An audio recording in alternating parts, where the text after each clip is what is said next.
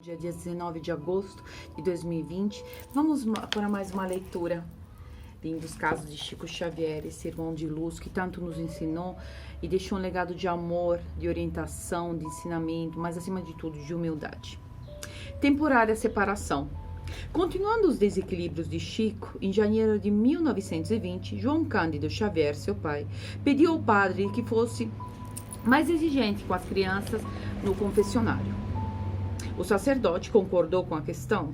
Quando o vigário lhe ouvia as referências sobre a rápida entrevista com Dona Maria João de Deus, desencarnada desde 1915, falou-lhe francamente: "Não, meu filho, isso não pode ser. Ninguém volta a conversar depois da morte.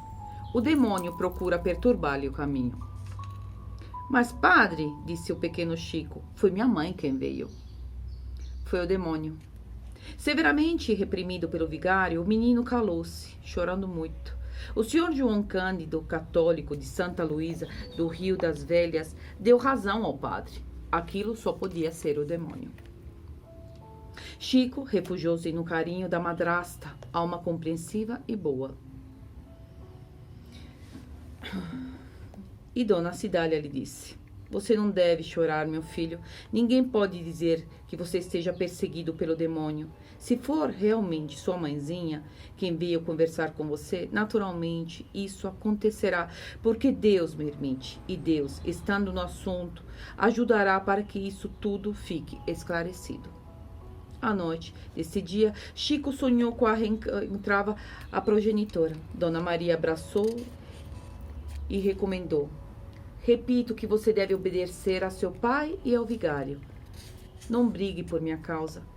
Por algum tempo não vai me ver mais. Contudo, se Jesus permitir, mais tarde estaremos mais juntos do que nunca.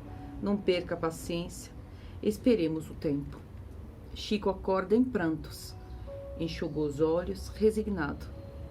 E por 7 anos consecutivos, não mais teve qualquer contato pessoal com a mãezinha, para somente receber-lhe as mensagens psicografadas em 1927 e revê-la de novo pela vidência mais clara e mais segura em 1931, quando mais familiarizado com o serviço mediúnico ao qual se entregaria de coração. Às vezes a gente acha que as pessoas não nos compreendem, né? A gente sofre por isso. Hoje, inclusive, veio uma carta no tarô que fala muito da papisa, né? O poder da intuição, fala de mediunidade efetiva, a necessidade de... A gente muitas vezes quer expressar o nosso sentimento, ou a gente não consegue de forma devida, ou às vezes as pessoas não nos compreendem mesmo. Dentro de cada crença existem dogmas a serem respeitados e muitas vezes a serem quebrados. O problema, como eu disse, não é a religião, mas é o religioso, né?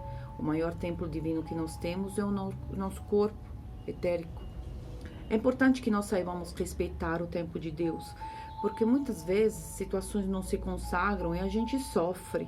Sofre porque a gente não sabe esperar, sofre porque isso atinge o nosso ego, sofre porque a gente entende que o meu querer é agora, não vai ser daqui um mês, uma semana. Eu quero que as pessoas me respeitem, entendam e compreendam, aceitem isso tudo. Mas não, Deus marca um tempo para tudo. Em Eclesiastes, na Bíblia, nós temos essa passagem, né? Há tempo de chorar, há tempo de sorrir, espalhar pedras e juntarmos pedra. O que a gente não pode é deixar de acreditar nessa força maior que nos conduz. Não é fácil. Quando a gente está sofrendo, então, a gente quer que efetivamente tudo aquilo passe, o quanto mais rápido, melhor.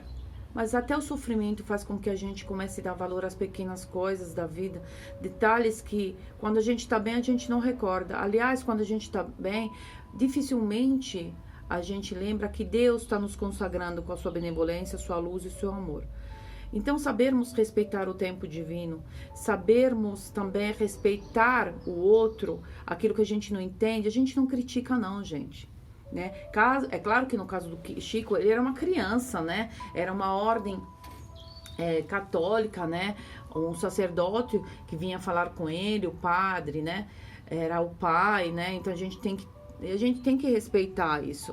Mas em muitos casos nós vivemos num mundo onde as pessoas sabem muito apontar o outro, julgar o outro, né, como um tribunal de rua e não respeitar os limites, né? Minha liberdade de ação, ela começa onde do outro termina, mas meu respeito pela humanidade, ele é infinito, né?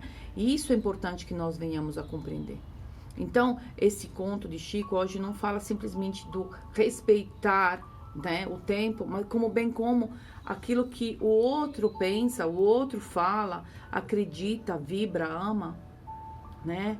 Eu digo que Deus é um oceano e os afluentes são as religiões. Navegue onde quiser, mas navegue de coração, porque é lá que está Deus. Ele pode se chamar Alá, Maomé, Buda, eu não sei. Mas existe uma força plena, absoluta que move o universo. E essa força plena, absoluta, ela vive em nós. Saibamos respeitar isso. Saibamos respeitar o tempo, sejamos pacientes, mas acima de tudo, confiantes. Tá bom, meus amores? Até amanhã, se Deus quiser. Um beijo enorme. Fiquem com Deus.